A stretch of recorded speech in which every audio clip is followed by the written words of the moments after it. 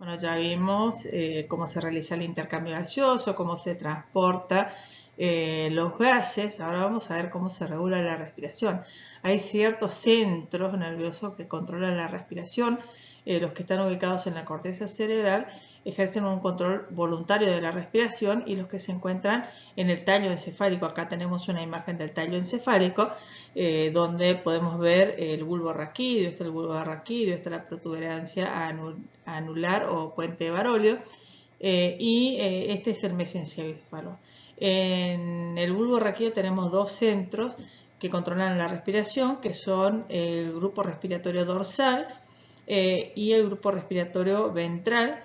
Bueno, y ambos, o sea, principalmente el grupo respiratorio dorsal, recibe información aferente de los nervios glosofaringios, que se conoce también como noveno par craneal, y el nervio vago neumogástrico, que se conoce como el décimo par craneal. Y la estimulación ferente va dirigida directamente a través de los nervios frénicos al el diafragma, el músculo diafragma. Bueno, y en el puente Barolo ¿cómo es? Protuberancia anular, tenemos el centro neumotáxico y el centro amnéutico. Bueno, los receptores, los centros que controlan la respiración, ubicados tanto en el bulbo raquídeo como en la protuberancia anular, reciben información de los quimiorreceptores. Tenemos los quimiorreceptores centrales que están acá en el mismo bulbo raquídeo y que responden al aumento de la presión parcial del dióxido de carbono y el aumento de la presión del hidrogenión o ion hidrógeno. En cambio, los quimiorreceptores periféricos se encuentran en los cuerpos carotídeos, ubicados en las carótidas, y los cuerpos aórticos, ubicados en el arco de la aorta, y que responden al descenso de la presión parcial del oxígeno y al aumento de la presión parcial del dióxido de carbono y de los iones de hidrógeno. Bueno, acá tenemos una imagen donde podemos observar cómo las vías motoras, que son eferentes, que corresponden al nervio frénico, son las que estimulan la contracción del diafragma. Primero que el principal control involuntario de la respiración lo realiza el grupo respiratorio dorsal, que produce lo que se conoce como inspiración en rampa, o sea, estimula al músculo diafragma y cada vez la estimulación es mayor hasta que se desconecta. Una vez que se desconecta, se produce el retroceso elástico tanto del diafragma como del mismo pulmón, y esa rampa, que se conoce como rampa inspiratoria, dura aproximadamente 2 segundos. Se produce el retroceso elástico de los pulmones, que se conoce como expiración y que más o menos dura 3 segundos, y después comienza nuevamente la estimulación del músculo diafragma, inicia una nueva rampa expiratoria hasta que se desconecta. Recuerden que la estimulación del grupo respiratorio dorsal, las rampas expiratorias, duran aproximadamente 2 segundos. Pero después tenemos otros centros que actúan o estimulando o inhibiendo al grupo respiratorio dorsal, como por ejemplo el centro neumotáxico, que lo que hace, ejerce un efecto inhibitorio, porque lo que hace que esa rampa inspiratoria se desconecte automáticamente antes, que dure menos la rampa inspiratoria. Fíjense acá, la rampa inspiratoria dura 0,5 segundos y por lo tanto aumenta la cantidad de respiraciones por minuto, aumenta la frecuencia respiratoria. Y el centro apnéutico hace lo contrario, o sea, cuando la estimulación del centro neumotáxico es baja, estimula el centro apnéutico, hace que la rampa inspiratoria dure más tiempo, que tarde más en desconectarse. Fíjense acá que la rampa inspiratoria dura 5 segundos. Entonces, si tarda más en desconectarse la rampa inspiratoria, entonces se produce un menor número de respiraciones por minuto, o sea, baja la frecuencia respiratoria, puede bajar a 3 a 5 respiraciones por minuto. Y el grupo respiratorio ventral prácticamente durante la respiración normal no tiene ningún efecto, o sea, no estimula ni inhibe al centro respiratorio dorsal o grupo respiratorio dorsal, pero en el caso de un ejercicio muy intenso, cuando hay mucho consumo de oxígeno, actúa estimulando al grupo respiratorio dorsal y hace que aumente la profundidad de cada inspiración, incluso estimula a los músculos accesorios durante la inspiración y la expiración, como por ejemplo durante la expiración los músculos abdominales. Bueno, ¿por qué es importante controlar la respiración?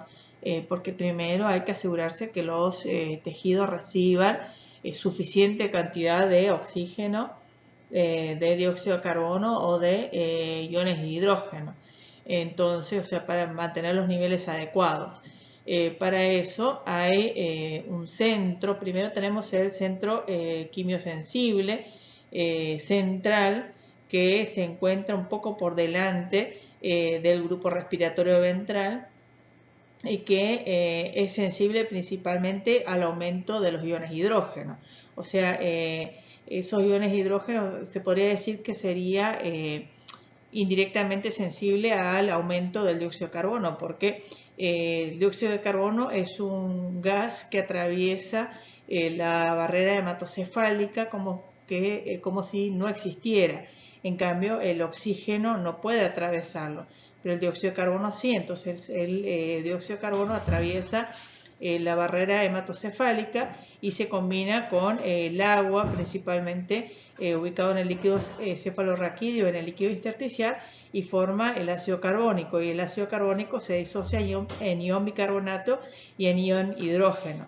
Entonces los aumentos de iones de hidrógeno le indican a los quimioreceptores centrales que deben estimular a la zona respiratoria dorsal, al núcleo respiratorio dorsal, para que aumente la frecuencia y la profundidad de cada inspiración. Por otro lado, tenemos en ciertas vías aéreas, como por ejemplo los bronquiolos y los bronquios, receptores de distensión. Esos receptores de distensión son muy importantes para evitar la insuflación excesiva de los pulmones.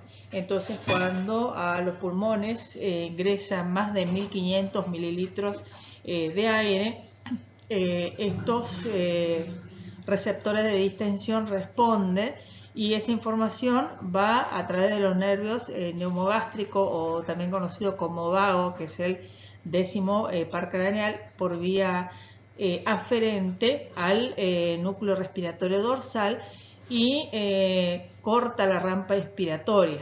Eso para evitar la insuflación excesiva de los pulmones. O sea, tiene prácticamente el mismo efecto que el centro neumotáctico. Por otro lado, tenemos receptores periféricos ubicados en las carótidas, que se conocen como cuerpos carotídeos, y en el arco de la aorta, que se conoce como cuerpos aórticos, y esos receptores son sensibles a la disminución de principalmente el oxígeno, pero también al aumento del dióxido de carbono y de los iones de hidrógeno. Y esa información va por vía aferente a través de los nervios neumogástrico y glosofaringio al grupo respiratorio dorsal, para controlar la frecuencia y la profundidad de la respiración. Bueno, ahora vamos a ver algunos términos específicos. Eupnea hace referencia a la respiración normal.